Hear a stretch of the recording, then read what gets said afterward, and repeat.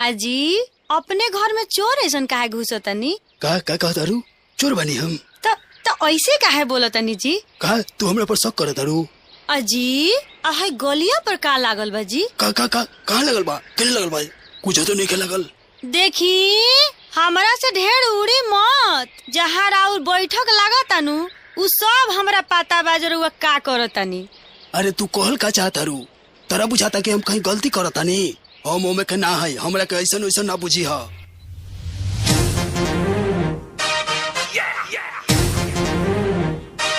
Don't